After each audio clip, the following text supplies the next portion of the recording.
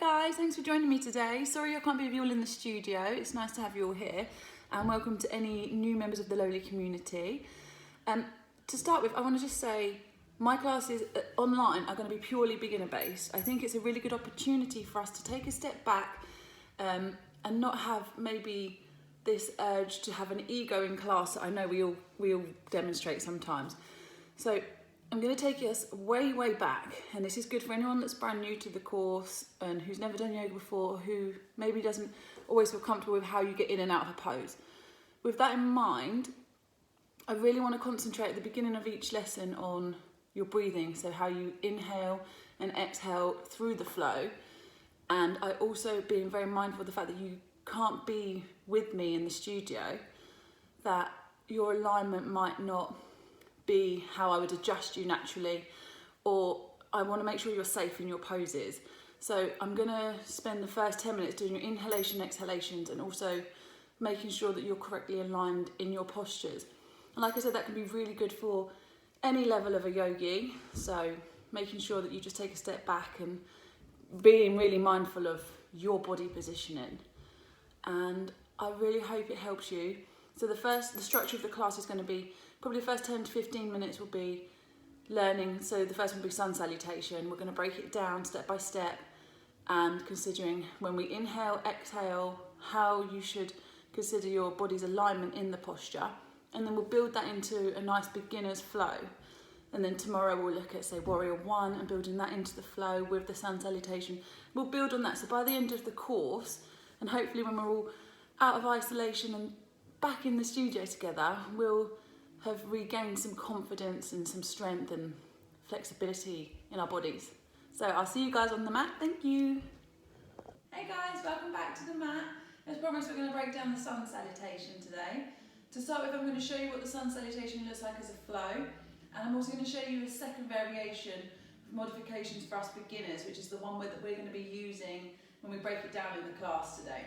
So the first one, the sun salutation. Inhale, arms up. Exhale, forward fold. Inhale, halfway lift. Exhale, chaturanga, upward facing dog. Exhale, downward facing dog. Inhale, halfway lift. Exhale, forward fold. Inhale, come all the way up. Exhale, hands to heart. Okay. So the second one, you'll see a few changes, a few modifications, but there won't be too much. Breathing is exactly the same. Inhale, arms up. Exhale, forward fold. Inhale, halfway lift. Exhale, step to the back of your mat. All the way down. Inhale, cobra. Exhale, downward facing dog. Inhale to the front of the mat, halfway lift. Exhale, forward fold. Inhale all the way up. Exhale, hands to heart. Okay, now we're going to break down the sun salutation. We're going to look at when we inhale, when we exhale in asana. We're also going to look at our alignment because we're not together and I can't correctly and safely align you. I'm going to talk us through with each asana how you should try and align your body, and then on each one we're going to put them together, so by the end of it we'll be doing the full sun salutation. So the first one's nice and simple. We stand in a nice mountain pose. Okay, now we're going to break down the sun salutation. We're going to think about when we inhale and when we exhale, and also we're going to be thinking about our body's alignment in each asana. So what I'm going to do is I'm going to talk through one and whether you inhale or exhale, and then I'm going to talk about how we should be correctly aligning ourselves. And then we're going to put the next one to it, and we're going to repeat and build on it until we've worked up to the sun salutation. So the first one's nice and simple. We start the pose in mountain pose, a nice strong standing pose. You want to be standing with your feet hips distance apart. I like to lift my toes off the ground and replant them, so I've got a nice even weight distribution throughout. My thighs are engaged, my glutes are engaged, but my knees are soft. I've not locked my knees. In any pose, you want to make sure your shoulders are away from your ears, so I like to just tuck them back and down. So a nice strong pose, engaging my core, protecting my spine. What a lot of time I find with my beginners is we forget our alignment. A lot of times we stand like this with our bum sticking out, maybe our shoulders a bit drooped. With a strong mountain pose, you want to be tucking your tailbone down and lifting your pelvis up. So we've gone from this to this. We've got a nice strong plumb line and our shoulders are dropped down, so we're nice and strong and engaged here. That's how we would start the pose. And then you inhale your arms up. Okay, and when you inhale your arms up, you want to make sure your shoulders are tucked way down from your ears, not like this. A lot of times we might try and bring our pinkies together, really broaden our shoulders, you get a nice stretch there as well. Okay, so we're just going to do inhale our arms up. Okay, drop our shoulders down. On the exhale, you take your arms up and you fold forward. And what I find a lot of times with students is they fold forward like this, they just go straight down, they've got a big curve in their back, their shoulders are up by their ears, they're not getting anything here, it's too tight, but they're all scrambling for their toes. So what I'd recommend is we take our hands to our hips to practice this, our feet hip distance apart, nice and strong. We fold from our hips, you can feel where you're folding, and then when you come to a comfortable edge where it's tight on your hamstrings, you bend your knees, you take your tummy towards your thighs, you drop your hands towards the ground and take your chin to your chest. Remember to take your shoulders away from your ears. So, rather than looking like this, we look a bit more like this. So we're actually getting a deeper stretch in our hamstrings and we're not overcompensating on our back. So, putting them two together nice and easy, it's inhale, arms up. Exhale, fold forward with nice soft knees. You then inhale to a halfway lift. With the halfway lift, you want to take your hands to either your thighs, your shins, depending on flexibility, you might even be able to find and keep a nice straight flat back with your hands to the floor if you've got good hamstring flexibility. I take mine to here. You want to make sure your elbows are in. And you want to take your gaze down. You want to take your tailbone towards the back of the room and your head, like the crown of your head is being pulled the other way, so you get a nice flat back here. Okay?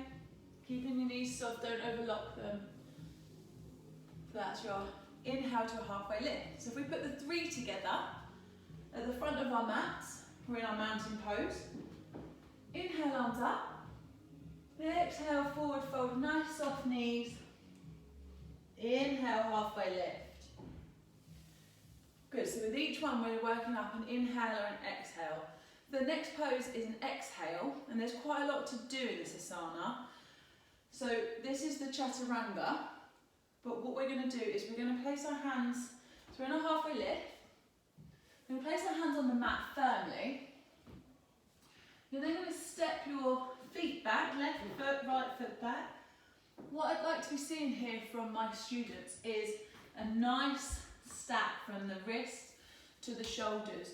I don't want you to have your hands out here because you've got no strength really there, and I don't want them behind your shoulders because they'll really weaken your wrists. So take them nice columns underneath your shoulders. Fingers spread nice and wide here. Your feet are coming back, you're in a high plank. Take your heels towards the back of the room, so really engaging your legs.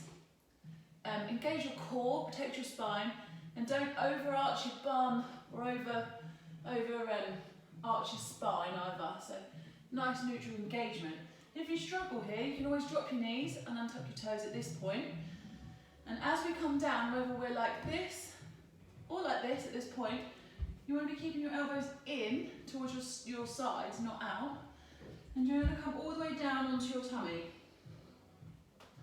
Okay, so this is all in an exhale. So if we take it from our halfway lift, it will look something like this. Exhale, take your hands to the mat, set your feet back, elbows come in, and you tuck down and untuck your toes. Okay? Let's put that all together. Front of our mats, mountain pose. Inhale, arms up. Exhale, forward fold, soft knees.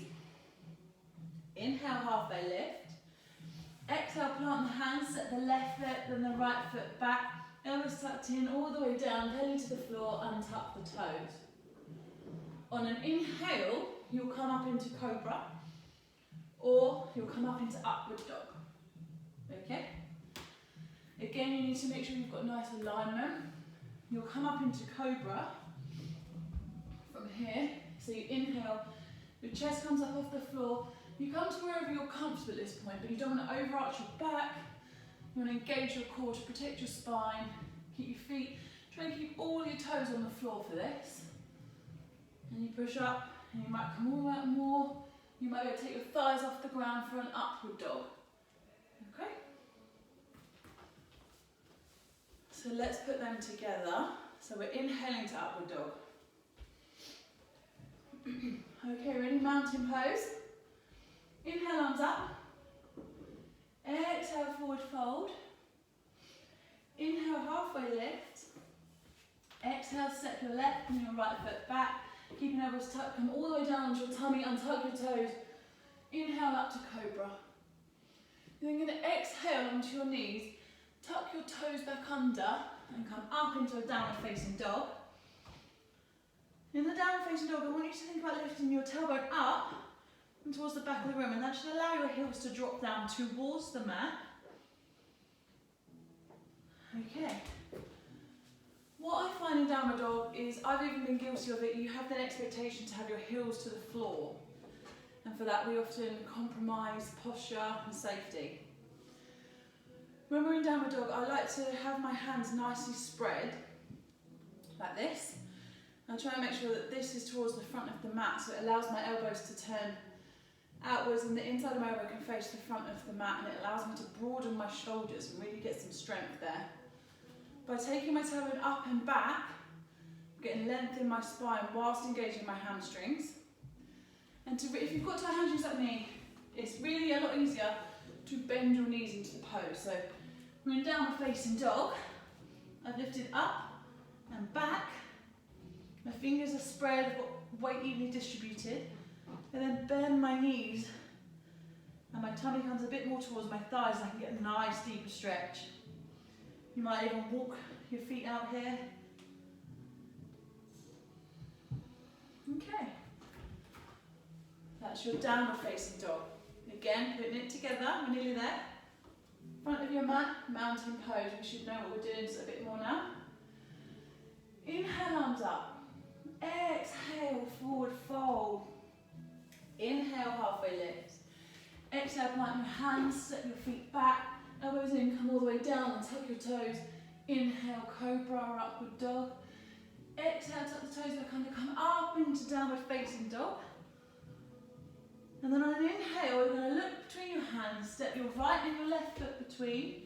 Come up into a halfway lift again.